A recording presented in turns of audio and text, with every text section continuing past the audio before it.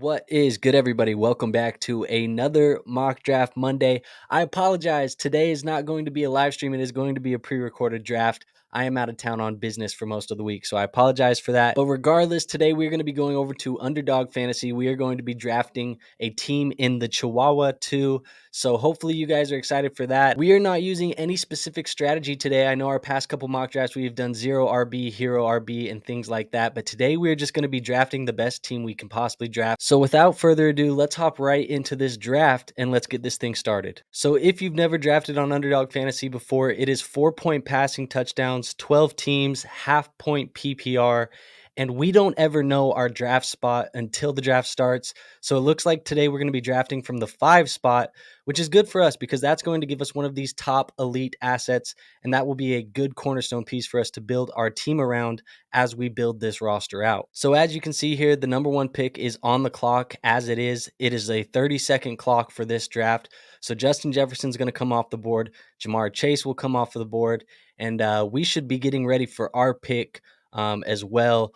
I am going to be looking at Cooper Kupp, Tyreek, and Christian McCaffrey. That's really what I'm going to be looking at. So Jefferson, Chase, Hill, Kupp come off the board. That leaves us Christian McCaffrey. That is who we are going to be drafting. And funny enough, we've already done a hero RB build, but this might be what this turns into because who would have thought that we were going to land at the 105 and get Christian McCaffrey? Now, last year, Christian McCaffrey was number 2 overall in fantasy points per game, finishing the year with 21 fantasy points per game. So he is a game breaker at the running back position for us. I think year 2 in that San Francisco offense, it's only going to be better. The only thing that I worry about Christian McCaffrey is the usage and potentially the age of Christian McCaffrey eventually getting to that running back cliff. But you don't really take those things into huge consideration when you're playing in these single season league formats. So we're going to take Christian McCaffrey, best player available, and a game changer for our running back position. Now, since our Christian McCaffrey pick, CeeDee Lamb, Travis Kelce, Bijan Robinson, Austin Eckler, Stephon Diggs, A.J. Brown, Nick Chubb, Garrett Wilson, Amon-Ra St. Brown, Devontae Adams, Chris Olave, and Saquon Barkley have come off the board. So as we approach our next pick here, we got a couple guys on the board that stand out to me. A Tony Pollard kind of stands out to me. A Jalen Waddle, even maybe going a Patrick Mahomes and getting one of these game-breaking quarterbacks. But I would prefer to kind of wait just a tiny bit and get one maybe in the 3rd or 4th. But those are kind of the guys that stand out for me right now. Jalen Waddle, Tony Pollard. And it looks like Mahomes and Pollard are going to come off the board. So for us, we're actually going to draft Jalen Waddle. You see, I know he is dealing with this midsection injury that they said, but it says that he's fine. They said that he should be able to suit up for week 1. So I am not too worried about Jalen Waddle, but he is going to be our selection there. And last year for the Miami Dolphins, Jalen Waddle was 12th overall in fantasy points per game at the wide receiver position, finishing with 15.3 fantasy points per game. He had 1,350 receiving yards, 75 receptions, and 8 touchdowns for the Dolphins last season. So he is somebody who has that high ceiling that we look for in a fantasy football wide receiver, especially in these best ball formats while we are looking for upside and trying to chase upside. Jalen Waddle has some of the best upside that we can get at that position where we were drafting there with the players on the board. And so since that pick, Derrick Henry, Calvin Ridley, T. Higgins, Devontae Smith, Jalen Hurts, Ramondre Stevenson all come off the board, and we're right back at it.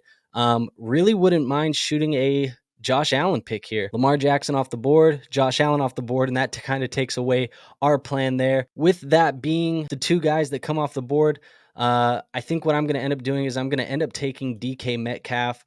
He does have somewhat of a high ceiling as well, and he's going to be a good addition to pair there with Jalen Waddle. DK Metcalf did improve as a route runner in 2022 last year for the Seahawks. Geno Smith obviously stepped in and stepped up to the occasion of being the starting quarterback for the Seahawks. DK wasn't fantastic as far as the fantasy football points per game go. Finished with 13.3 on the year. That's good for wide receiver 24. They do add Jackson Smith and Jigba, who I think is going to be a stud for the Seahawks, but at least for 2023, DK Metcalf should be the wide receiver 1 there. Pretty much the entire season. The one thing I hope to see from DK Metcalf this season is a step up in the receiving touchdowns. Last year, he only had 6, so we hope to hopefully get to a point where he's going to be getting double-digit touchdowns again, because he had 12 touchdowns and 10 touchdowns in the previous 2 seasons, but we do hope that he gets back to that double-digit touchdown numbers, because that would really help us for fantasy football. Now, since our DK Metcalf pick there in the 3rd round, we've seen Amari Cooper come off the board, Jonathan Taylor, Keenan Allen, Christian Watson, Mark Andrews, Najee Harris, Deebo Samuel, Mike Williams, and Breece Hall all come off the board. We're just a few picks away here, and as we approach pick 44 with our 4th round pick, really down here is where I like looking again at some of these wide receivers, or even maybe potentially getting an elite quarterback. Although Justin Herbert has been one of my favorite picks all offseason. You see Josh Jacobs off the board right there. Some guys that I wouldn't mind drafting would be maybe a Joe Mixon, maybe DJ Moore, and maybe a Justin Fields or a Joe Burrow. That's kind of what I'm looking at for my next pick here. So we are going to be up on the clock here. DJ Moore came off the board, followed by Drake London, Jerry Jeudy, and whoever this guy ends up picking. And I really do like Jahmyr Gibbs at this pick. However, we do have the conflicts in bye weeks. Now, in underdogs and in these best ball drafts, we do not get to make trades or go to the waiver wire. So it's kind of hard when you have a bunch of studs at the top of your draft that have the same bye week. So unfortunately, I feel like I want to pass on Joe Mixon pass on Jahmyr Gibbs because of the bye week. And so I think what I'm going to end up doing is I'm actually going to end up taking Joe Burrow. I don't have a lot of Joe Burrow exposure this offseason. I do want to get more of that. And I know he got hurt, but he's looking healthy, man. I think he's going to be more than ready for week 1. And Joe Burrow, he's one of those elite quarterbacks for fantasy football. So we're going to take Joe Burrow. He's going to be our QB1. We're going to pair him with Christian McCaffrey, Jalen Waddle, and DK Metcalf. And when I say Joe Burrow is elite for fantasy football, man, last year, number 4 overall in fantasy points per game with 21.7.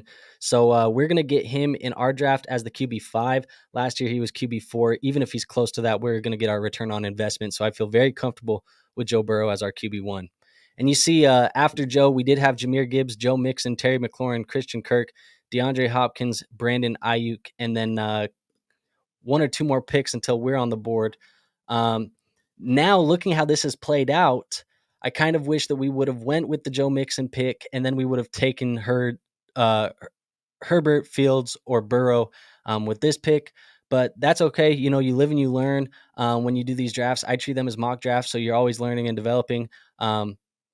Wish you could have that one back, but at the end of the day, you got to adapt and you got to be able to keep things level in these fantasy football drafts. So it's fine regardless. We're going to end up taking a guy who is going to be a game changer at the position for us as well. One guy that I'm really looking at right now is going to be tight end TJ Hawkinson, and it looks like he's going to be the guy that comes off the board for us. So we're going to get our tight end 1 here, TJ Hawkinson, and he is going to be our pick here in the 5th round at pick 53. Now, I think year 2 in this Minnesota offense, Hawkinson is going to be a little bit better, just a little bit more familiar with the way that things are going in that passing offense. I think he can see a little bit of an improvement on what he did last year, but last year, 12.7 fantasy points per game, good for the 4th tight end on the season.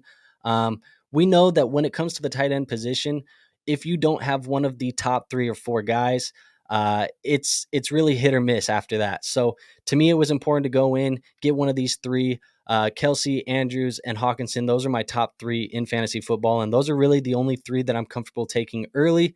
After that, I really don't want to take too many shots at the position. So I'm glad we were able to get one of the top 3 there. And that's going to allow us to punt our tight end 2 position really late into the draft so we can continue to add depth to our wide receiver and our running back rooms. Now, since our TJ Hawkinson pick, we've seen Aaron Jones come off the board, Kenneth Walker off the board, and then both of those quarterbacks that we were just talking about, Justin Herbert and Justin Fields, off the board. Alexander Madison comes off the board, followed by Tyler Lockett, George Kittle, Mike Evans, and then Trevor Lawrence, and then Chris Godwin right there. So we are going to be up here again in a couple picks. With our QB1 and our tight end 1 out of the way, we are going to go right back to that running back or that wide receiver position. A couple guys on the board right now that stand out to me are Hollywood Brown, Miles Sanders, and a Dameon Pierce even stands out. And then I would say if we had to dip just a tiny bit lower, I might take the upside of like a Jahan Dotson or a George Pickens. So that's kind of where we're at with this pick right here. The goal is actually going to be able to get Miles Sanders. He's kind of one of the guys that I've liked a lot this offseason as well. So you see Godwin was our last that we talked about. Then Jordan Addison came off the board, Hollywood Brown, George Pickens, and then Michael Pittman. So we are going to end up getting our RB2. It will be Miles Sanders. I do think Miles should fall into a lot of volume there in Carolina this year, coming off of a season in 2022 where he had 1,200 yards and 11 touchdowns, scoring 12.8 fantasy points per game, which was good for running back 21. So I do think it is decent value there. If he gets a little bit more volume and maybe some more receptions, it will be a similar season for Miles Sanders here this year. So since our Sanders pick, Gabe Davis, David Montgomery, Damian Pierce, Cam Akers, Dallas Goedert, and Darren Waller have all come off the board. We still have Jahan Dotson on our board. He is one of the guys that we were looking at. Hopefully he just falls to us here. And if not, we're going to have to make another pick. And I think, two of the guys that stand out to me on this board are going to be Rachaad White and James Conner. And so maybe not going the whole hero RB that we talked about earlier, because we do have some running backs here that we're going to actually end up doing. But like I said at the very, very beginning of this video, we wanted to make it so we were drafting the best player available, and we did actually get Jahan. So we were looking at him last round. We are going to draft him here with our 77th overall pick, and that is going to be in our 7th round pick as well. So we add Jahan Dotson to a wide receiver room of Jalen Waddle, DK Metcalf, and then to a team overall with Joe Burrow, Christian McCaffrey, Miles Sanders, and TJ Hawkinson. Now, I'm expecting a little bit of a second-year breakout from Jahan Dotson here. I know Sam Howell is going to be taking over at the quarterback position, but last year, 10.9 fantasy points per game. He had 7 receiving touchdowns and 500 receiving yards. So not really a game-breaking season from him by any means at all. He did only play in 12 games and saw 826 air yards. But I think that year 2, we should see a little bit better Jahan Dotson. And I think he could be a 1,000-yard receiver. Obviously, it's going to land on how good Sam Howell is, but I have a little bit of faith in Sam Howell as their quarterback this season. So hopefully Jahan Dotson does get that second-year breakout for us, and we're rostering him as our wide receiver 3. So he doesn't have to do too much, but we need him to do enough just to earn that role. And since that Jahan Dotson pick, we've seen Brandon Cooks, DeAndre Swift, Quentin Johnston, Kyle Pitts, Javonte Williams, James Conner, Zay Flowers, James Cook, Isaiah Pacheco, Treylon Burks, and then Rachaad White come off the board. A little unfortunate. I was hoping Rachaad White would fall to us, but it looks like he's not going to be the guy for us here with our 8th round pick. But there are still some guys that I do like that I see here. Courtland Sutton, he did get 5 targets in that preseason game. They said he's going to be playing in that Michael Thomas role. So maybe there's a chance that Courtland Sutton, takes a step forward this year. And another guy that I like is Dalvin Cook, but I think we could probably get Dalvin on the way back. So we are going to end up drafting Courtland Sutton here. He does have a week 9 bye. It's not going to conflict with Jalen Waddle, DK Metcalf, or Jahan Dotson. So we'll pick him up. Let's hope he kind of gets a little bit of a bounce back, and let's hope he really does step into that Michael Thomas role that they're saying he is studying the film on there in Denver this season. So since our Courtland Sutton pick, we had Kadarius Toney, Dalvin Cook come off the board. I know I just said I thought we could get him later, so he didn't get off the board for us. Rashad Penny comes off the board, Michael Thomas, Jamison Williams, Rashad Bateman. So now as we sit here with our pick coming up here in just a couple, one of the guys that really is standing out to me is going to be Zach Charbonnet. If there is an injury to Kenneth Walker, I think Charbonnet has very high upside in that running back room there in Seattle. He's a very talented prospect. Unfortunately, went to a situation where he can't be the lead back, or at least can't see 70% of the running back room carries.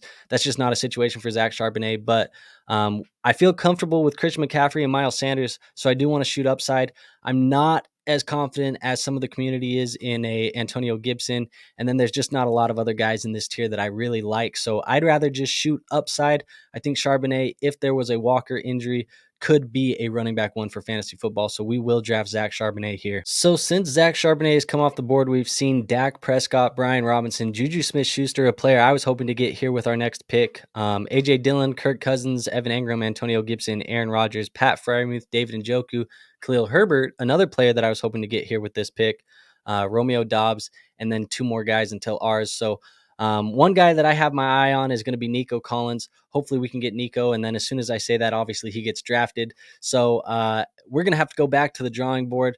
I think another guy that has some upside here is going to be Devon Achane. I also don't mind taking a quarterback here to just supplement Joe Burrow. But at the same time, it just feels kind of like a wasted pick. So I think what we'll end up doing is we're going to reach uh, a tiny bit. Actually, you know what? We're going to take Devon Achane. Another rookie running back. Maybe he gets some run in Miami. It's tough because that running back system is going to be a system that comes from that 49ers tree of coaching. So you're going to have the Raheem Mosterts in play. You're going to have the Jeff Wilsons in play. But Achane is the youngest guy there. He profiles to be explosive. So maybe we get some big plays out of Achane there. And again, he's going to be playing our running back 4. So we need him for bye weeks and we need him for injuries. So hopefully the upside is there. I know a lot of guys really like Devon Achane. The knock on Achane is that the size is a little bit smaller than what we want to see in our starting running backs at the NFL level. But at the end of the day, we're shooting upside there, and he was probably the highest upside player. I thought about going Jamal, but thought he would make it back around to me, and he didn't. He's going to be a starting running back for a few weeks, but after that, it's going to be back to Alvin Kamara's backfield. So we have Daniel Jones come off the board, P. Ryan off the board, Damian Harris off the board, and we're going to be up here again pretty quickly. And one guy that kind of I think what we'll do is we'll end up actually taking our quarterback 2 here, and Geno Smith stands out. Jared Goff stands out. And that's probably the only 2 that I'm looking at. So Elijah Mitchell comes off the board as well. And once we get this quarterback here, we're not going to have another quarterback for the rest of this draft. So we'll just continue to keep going back to the well and loading up on running backs and wide receivers.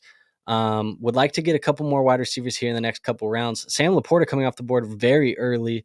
Dalton Kincaid followed. And then we're going to go Geno Smith. And the reason why I'm going Geno Smith over Goff is we have DK Metcalf. So we get a little bit of a stack here. And hopefully we get some bonus points there some weeks if there's some touchdowns from Geno to DK. So that is going to be our pick there. Also, Zach Charbonnet is going to play into that stack. And don't get it twisted. Last year, Geno Smith was very good for fantasy football. 18.5 fantasy football points per game. That was good for the QB 8 overall. 30 passing touchdowns, 4,282 yards on 572 passing attempts. Oh, and they add Jackson Smith and Jigba, so maybe that helps him out just a little bit more. I think between Geno Smith and Joe Burrow, we are going to be one of the best quarterback rooms in this league.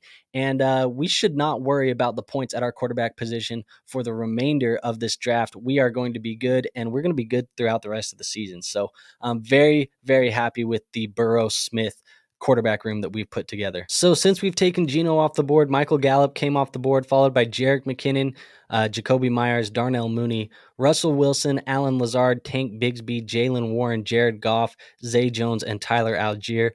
So good thing that we ended up going quarterback, because since we first looked at quarterback with that Devon Achane pick there in the 10th round, we have seen Daniel Jones, our pick of Geno Smith, and then Russell Wilson, Jared Goff all come off the board. So good thing we got one when we did, because we would have been out a lot of the guys that we were looking at. So after Algier, it was Gerald Everett and then Rashee Rice. And so we're going to be up here on the board. And I really don't mind taking Greg Dulcich right here. And I think he's going to be the pick for us. So we're going to get our tight end 2 here, Greg Dulcich. He's going to be behind TJ Hawkinson. Really like Greg Dulcich as a prospect. I think year 2, he could potentially take a step forward and maybe break out for us. Obviously, a lot of the chatter on Twitter right now is that Greg Dulcich was not being targeted in the preseason game that they just had a couple days ago. And I'm not too worried about it right now. Greg Dulcich, he's an athletic tight end. He's going to be one of those guys that profiles to do a lot of yak after the catch. So just a guy I'm comfortable having as my tight end 2. And now that we have the quarterbacks and the tight ends filled out, we are just running back, wide receiver, running back, wide receiver, running back, wide receiver, the rest of this draft, filling out those positions, because we are very comfortable with the quarterback and tight end rooms. And now we just got to round out the roster and get the depth behind it. So that is what we're going to be doing for the next couple picks here. And so after Dulcich, it was Rondell Moore, KJ Osborne, Van Jefferson, Jonathan Mingo, Marvin Mims, Dalton Schultz, and then Cole Kmet off the board. So we're going to be back here. And a guy that's sticking out to me is going to be Kendre Miller. Another guy that sticks out is DJ Shark. These are two guys that I think could be solid players for us. But I think we're pretty deep right now at the running back position. It also is deeper later. These wide receivers tend to come off the board quicker. So I think we're going to end up going DJ Shark here. Let's hope for some big plays with him and rookie Bryce Young this season. But I think he really could be the leading wide receiver for this roster in 2023 if he stays healthy. And again, there is not a conflicting bye week here. So now it's not really something that I'm looking at because we don't really have a lot of conflicting buys. We have enough guys every week that there's going to be some options. So it really is going to be just best player available from now on. And some people say to watch the bye weeks that closely. Some say don't. I think it's a mix. You fill it out the way that's best for you. But I like to make sure I have a good mix of guys that don't conflict. And then as we get to this point in the draft, it's just pick the best guy available. So that's what we'll be doing moving forward. So since our shark pick, Ezekiel Elliott comes off the board, MVS, Alec Pierce, Adam Thielen, Kendre Miller, Raheem Mostert, Dante Foreman, Brock Purdy, Donovan Peoples-Jones, Derek Carr, and Jordan Love, all off of the board there. So we are going to be up here in a couple picks. One guy that stands out as I look at the board is going to be Roschon Johnson. Potentially could lead that backfield there in Chicago in the back half of the season. I think for now it's Khalil Herbert's, but it's something that could happen as the year progresses. Another guy that I like is going to be Rashid Shaheed. He's a big play waiting to happen there in New Orleans all season long. Just hope that he gets healthy. I know he's dealing with a little bit of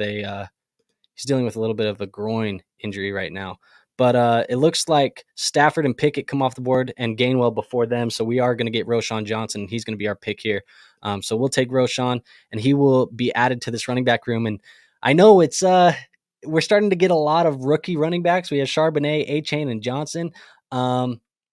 Maybe that's the dynasty in me. Maybe that's not. But at the end of the day, man, they just seem to have the most upside. And when I'm having to pick between Roschon Johnson, who could potentially lead a backfield, and a Jeff Wilson or a Jerome Ford, I just would rather go Roschon, man. It just feels better.